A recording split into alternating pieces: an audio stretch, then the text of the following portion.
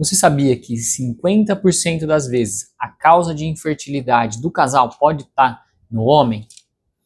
E isso muitas das vezes tem sim tratamento. E é isso que a gente vai falar no vídeo de hoje.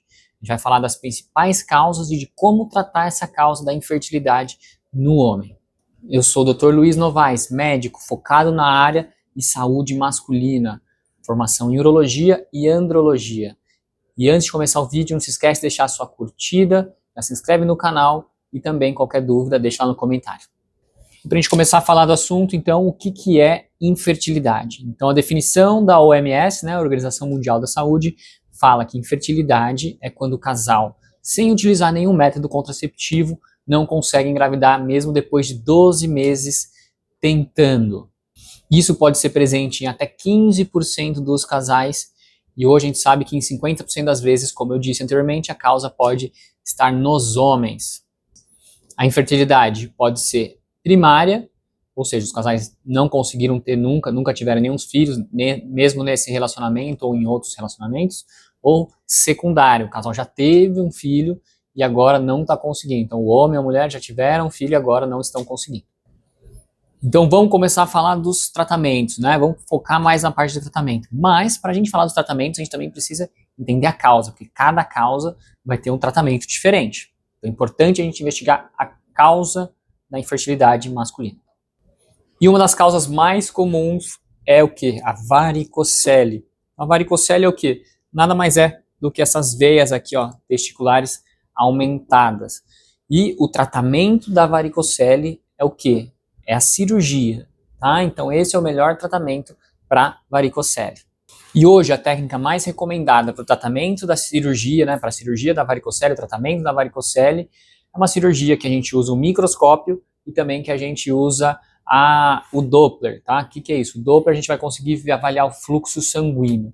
Então, por que é melhor usar isso na cirurgia? Então, primeiro, muitas pessoas acham que a cirurgia é feita através ali no escroto, né? Como tá aqui a região, mas não, a gente não precisa abrir direto aqui. A gente faz uma incisão um pouco aqui no alto e daí a gente consegue expor esses vasos sanguíneos mais para cima. E daí sim a gente vai ligar, cortar, tirar fora essas veias que estão prejudicando a qualidade dos espermatozoides no homem. Então a técnica melhor é a microcirúrgica. Por quê?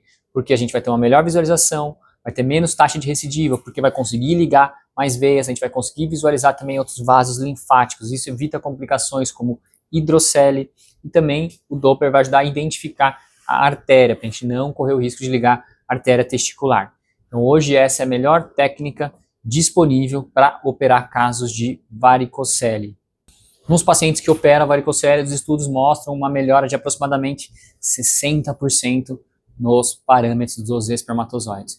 E uma taxa de gravidez depois da cirurgia próximo de 30% a 45%. Claro, gente, tem que levar muito em consideração que existem vários outros fatores, inclusive fator feminino envolvido. Por isso que essa taxa de gravidez, esse fator de sucesso, depende de muitas coisas. Então vamos para outra causa e um outro tratamento, consequentemente, então, que é a baixa hormonal, a baixa testosterona. Então o homem, quando ele tem baixa testosterona, que fica lá e produz no testículo, ele também não vai conseguir produzir adequadamente os espermatozoides. Geralmente a gente considera baixa testosterona abaixo de 300 nanogramas por decilitro do homem, a testosterona no sangue. Mas isso pode variar muito de caso para caso. Então a baixa testosterona pode estar causando uma baixa produção de espermatozoides. E daí a gente tem que melhorar essa testosterona. Aí que a gente tem que ter muito cuidado. Porque que é muito comum pensar o quê? Tá com baixa testosterona, doutor? Toma testosterona. Então vai lá, injeta testosterona. Toda vez que a gente toma uma testosterona que não é produzida pelo nosso corpo vai interpretar o quê? Que não precisa mais produzir testosterona. E, consequentemente, ele corta também a produção de espermatozoides. Então tem que ter muito cuidado com isso. Então a reposição de testosterona no homem infértil que está tentando engravidar não é tomando testosterona artificial, ou seja, injetável, não é tomando Deposteron, Durateston, não é fazendo implante hormonal, não é fazendo gel de testosterona. Esse tipo de testosterona não é bom para quem está tendo quadro de infertilidade. A gente precisa fazer o quê? Estimular o nosso corpo a produzir naturalmente aqui a testosterona lá no testículo de novo. Como que a gente faz isso? Existem algumas medicações. Então, existe uma classe de medicações que a gente chama de SERMs, que neles tem principalmente essa classe, tem o clomifeno, né, que nome comercial Indux, Clomid.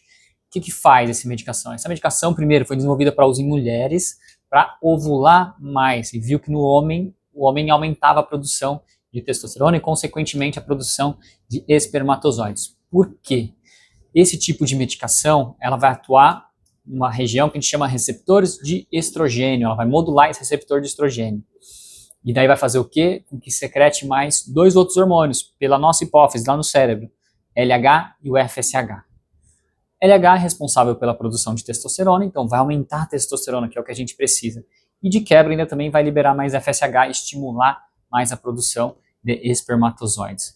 Logo, ela está estimulando naturalmente o nosso próprio corpo a produzir mais testosterona. E não vai causar prejuízo na produção de espermatozoides. Pelo contrário, pode até ajudar também a produzir mais espermatozoides. Então ela é uma excelente medicação para a gente tratar homens que têm baixa testosterona e têm desejo de ter filho e estão tentando engravidar. Uma outra opção é a gente usar uma medicação que a gente chama HCG. O que ela vai fazer? Então, como eu disse, o LH, que é o sinal lá do cérebro para o testículo, que vai estimular a produção de testosterona. O HCG nada mais é do que o LH. Então, ele vai simular a ação direta desse LH. Então, é como se você injetasse direto esse LH, e daí vai direto lá para o testículo para ajudar a produzir mais testosterona e ajudar na produção de espermatozoides. Então, uma outra classe de medicação que a gente pode usar são os inibidores de aromatase, que é, por exemplo, o anastrozol, que a gente usa bastante. Mas não é para todo mundo. Então, se o homem tem uma baixa testosterona e a gente está achando que essa baixa testosterona é porque essa testosterona está sendo convertida em estrogênio, que é o hormônio feminino, daí sim o anastrozol vai ser uma boa medicação. Lembrando, isso acontece muito mais em pacientes acima do peso, obesos, porque essa conversão de testosterona em estradiol acontece na gordura.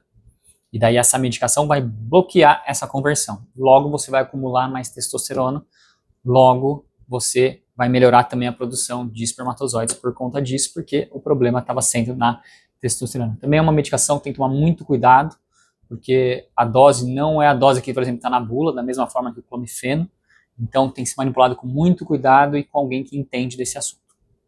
Então vamos para mais um tratamento, mais uma causa. Então uma outra causa comum que pode acontecer é a obstrução do canal deferente, ou seja, aqui do testículo sai um canalzinho que passa os espermatozoides. A gente chama ele de ducto deferente. Então a obstrução desse canal também vai fazer com que você fique infértil, porque não está passando espermatozoide.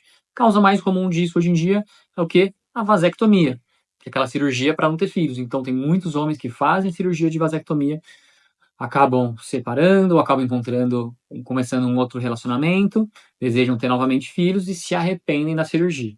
Então, o tratamento é o quê? A reversão da cirurgia de vasectomia. Grande problema disso, é uma cirurgia muito mais complexa que a vasectomia. E não é garantia que vai funcionar. Quanto mais tempo a gente teve de vasectomia, mais difícil vai ser essa cirurgia. Então pensa assim, esse canalzinho é como se fosse um espaguete mesmo, o tamanho ali de um espaguete de macarrão. Agora você imagina que a gente com pontos precisa emendar esses canaizinhos. Então tem que ser usado um microscópio para a gente conseguir ter uma destreza, conseguir visualizar bem essa emenda. Então é uma cirurgia bem mais complexa e tem esse risco que eu falei. Às vezes pode não dar certo. Outras causas de obstrução desse canal deferente, às vezes são outras cirurgias, por exemplo, hérnia, às vezes o médico acaba cortando esse canal e daí pode ter prejuízo nessa passagem, obstrução, ou seja, não está passando, inflamações, também existem causas genéticas, por exemplo, a ausência desse canalzinho, o corpo não produziu, isso geralmente está relacionado a uma doença que a gente chama de fibrose cística, e daí dependendo dessas causas, vai ter o tratamento. Então, por exemplo, se a gente não achar a obstrução, não ter a possibilidade de ligar, por exemplo, na ausência total, muitas vezes a gente precisa captar, às vezes, direto o espermatozoide lá no testículo. Já já a gente vai falar disso também. Então, continuando, vamos falar agora das causas genéticas. Já falei um pouco da fibrose cística, que pode causar genesia de ducto deferente, mas vamos falar agora de causas genéticas que podem causar azospermia não obstrutiva. Então, azospermia quando não tem a produção de espermatozoide, a gente não identifica a passagem, na verdade, de espermatozoides no espermograma. Então, o espermograma vem lá com 0 espermatozoides. Isso pode ser obstrutiva, igual eu já falei, ou não obstrutivo. Então, esse tipo de azoospermia são casos mais desafiadores, daí a gente precisa investigar causas genéticas. Então, a gente precisa fazer, por exemplo, um exame de cariótipo. O que é isso? Então, toda mulher é XX, todo homem é XY, certo?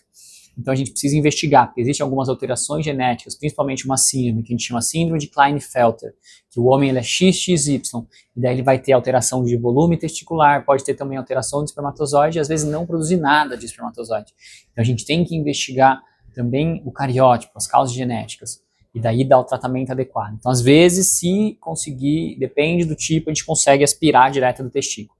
Outras causas é microdeleção do cromossomo Y, principalmente numa zona que a gente chama zona AZF. Meio mais complexo, é um pouco mais complexo isso, a gente pode fazer um exame para identificar aonde que está essa alteração, até mesmo para entender se vai ter mais chance se a gente aspirar direto no testículo ou não.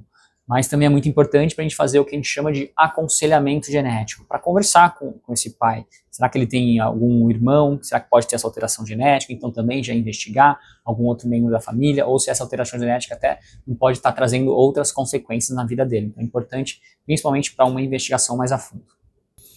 Outra causa, né, que a gente tem que pensar, que a gente às vezes não acha, que são as causas idiopáticas. Daí o tratamento para essas causas idiopáticas é muito relativo, dependendo, a gente pode tentar, por exemplo, se viu que está uma baixa produção de espermatozoide, a gente não entendeu a causa, não é testosterona, não é nenhuma outra alteração, pode às vezes tentar realmente com vitaminas, com antioxidantes, a gente pode tentar com um estímulo com clomifeno, que é aquele tipo da classe de CERM, para ver se a gente consegue subir esses espermatozoides. E às vezes, se a gente não acha a causa, também é possível fazer uma reprodução assistida, uma fertilização, que a gente funcione diretamente lá do testículo os espermatozoides. Então já é um caso muito individualizado, que tem que ser avaliado caso a caso. Lembrando que todos os casos de infertilidade, é muito importante a gente não só fazer o tratamento específico para cada problema, mas mudança de estilo de vida é essencial. A gente fala cada coisinha, cada botãozinho, cada tiolinho que a gente acrescentar pode ajudar a ter um resultado favorável no final, ou seja, ter uma gravidez, que é o desejo e o sonho dos casais. Então, o estilo de vida é muito importante. Então, diminuir ou parar de beber bebida alcoólica, não fumar, ter uma boa qualidade do sono, pelo menos 7 a 8 horas por noite aí de sono, diminuir carga de estresse, sei que às vezes é difícil, mas entender o que está incomodando, será que consigo diminuir essa carga de estresse, perder peso, então tá em forma, tudo isso pode fazer diferença e melhorar a qualidade dos espermatozoides. E às vezes também suplementação com vitaminas, como eu falei, vitamina C, vitamina E, zinco, selênio, coenzima Q10, todo esse tipo, essas vitaminas também podem ajudar um pouco, principalmente na questão de antioxidantes e melhora da produção de espermatozoides. E agora vamos falar um pouco das técnicas de reprodução assistida. Então, quando que a gente vai usar dessas técnicas, por exemplo, a FIV? A gente vai usar dessas técnicas quando os tratamentos que a gente fez para a infertilidade desse homem não surtiram efeito, não trouxeram resultados. Por exemplo, o resultado final é uma gravidez. Então, se mesmo às vezes melhorando os espermatozoides, ainda não conseguiu engravidar, a fertilização in vitro, as técnicas de reprodução assistida podem ser uma solução. Tá? Então, a gente vai falar um pouquinho delas bem rápido. A técnica de reprodução assistida mais simples que tem é a inseminação intrauterina. Então, o que é isso? Pega os espermatozoides do homem, processa esse espermatozoide e no momento fértil da mulher injeta dentro do útero esses espermatozoides. E daí eles naturalmente vão fecundar ali, ó, entrar no óvulo. Então essa é a técnica mais simples, geralmente para casos mais leves, que não identificou uma causa muito grave. Depois a gente vem para a FIV. Então muita gente acha que é a FIV que a gente faz hoje mais em dias, mas não é. Tá? Foi uma das primeiras técnicas mais feitas assim, em laboratórios.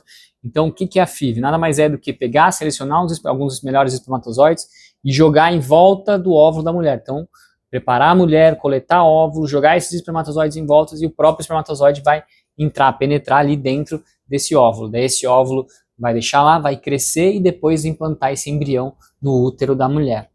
Então, diferente então da ICSIS, que essa é a técnica mais feita hoje em dia, que é a injeção intracitoplasmática do espermatozoide no óvulo. Então essa é aquele que a gente vê aquela imagem que vai lá, fura o óvulo e joga o espermatozoide lá dentro. Então é parecido um pouco com a FIV, mas é mais direto. Então você seleciona um único espermatozoide e coloca lá dentro do óvulo. Você não joga em volta do óvulo. Então, da mesma maneira, a mulher precisa ser preparada, precisa ser coletado esse óvulo, injeta lá dentro o espermatozoide, espera esse embrião desenvolver e coloca dentro do útero. E as formas da gente coletar esse espermatozoide para fertilização. Então, se o homem tem espermatozoides, o problema não é um grande problema masculino, então, ou seja, mais sai um pouco os espermatozoides, mas sai, então pode ser coletado, por exemplo, numa masturbação normal, como se fosse fazer um exame de espermograma. Agora, se por algum problema não está conseguindo bons espermatozoides dessa maneira, e daí a gente tem outras técnicas de captação. Então, se a gente não conseguir ter bons espermatozoides no espermograma, na captação, na masturbação, a gente precisa pegar esses espermatozoides lá do testículo de alguma maneira. Então, existem várias técnicas para isso.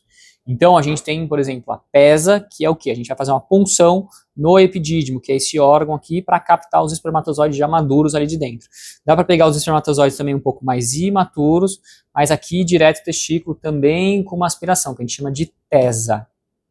E daí a gente tem também a TESE, que é uma cirurgia, que a gente vai abrir ali e pegar um pedacinho de testículo, e aqui a gente vai examinar melhor realmente o testículo, os espermatozoides, é a que a gente chama de microtese. Essa é quando tem muita dificuldade de captar um espermatozoide do homem. Então tem que abrir o testículo, lá no microscópio o médico vai avaliar uma região que ele encontre mais túbulos, e daí vai pegar esses túbulos, processar e procurar espermatozoide. Então essa é a técnica melhor, que eu digo principalmente para casos mais graves, que é muito difícil encontrar espermatozoides no homem. Lembrando, se o homem tiver uma azospermia, por exemplo, completa, até mesmo nessas técnicas às vezes é difícil de encontrar, aquela azospermia não obstrutiva. Então vai depender muito de cada caso. Tem homem que às vezes não produz mesmo fazendo isso. Então, lembrando que todas essas técnicas são tentativas de encontrar espermatozoides. Então, para a gente finalizar o vídeo, um resumo. É muito importante, antes da gente fazer o tratamento ou indicar um tratamento de infertilidade masculina, a gente investigar as possíveis causas. Por isso que é importante uma consulta muito bem detalhada com um médico especializado nisso, de preferência um médico que a gente fala que é o andrologista. Então, é o urologista com formação em andrologia. Esse médico é o médico capacitado para investigar e tratar essa infertilidade masculina. E se a gente, por mais que trate essa infertilidade, não estiver conseguindo uma gestação, a FIV, a ICSI pode ser uma opção para a gente fazer o tratamento e conseguir uma gestação desse casal. E esse foi o vídeo de hoje sobre infertilidade e os tratamentos da infertilidade masculina. Espero que vocês tenham gostado. Já deixam aqui sua curtida, se inscreve no canal. Qualquer dúvida pode me chamar nas outras redes ou mesmo deixar aqui nos comentários.